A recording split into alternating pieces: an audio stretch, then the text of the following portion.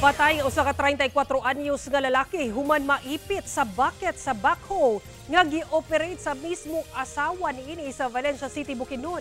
Depensa ni Mrs. nga igo lang siyang midepensa dihang gi-atake siya siyang mister samtang nagtrabaho. Ani report ni Cyril Chavez. Dead on arrival sa ospital ang 34 anyos nga lalaki human nga madatugan sa bucket sa usa ka backhoe sa Procise Barangay Laligan, Valencia City, Bukidnon. Pasado alas 4 adlawng Sabado, subay sa investigasyon sa PNP, niabot kuno ang biktima sa lugar kung asa ga trabaho ang 34 anyos nga asawa nga mausab ang sospek. Matod pa nga samtang nag-operate ang sospek sa usa ka backhoe, kalit kining gilabay og bato sa biktima.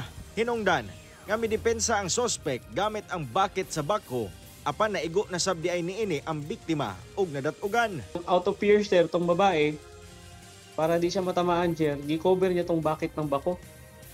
On which wala niya nabantayan, sir, along the way, naipit na tong husband niya sa bucket, sir, sa bako. So, naka-sustain ang husband niya ng serious injuries, no? Sa different parts yung katawan niya.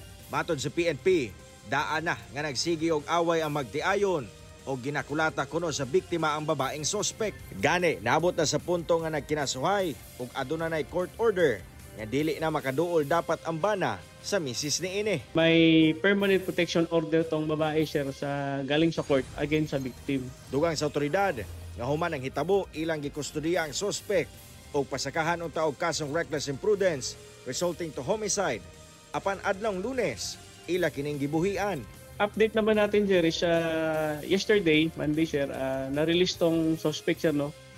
Kaya wala mang nag-file ng complaint, sir, against sa babae, sir.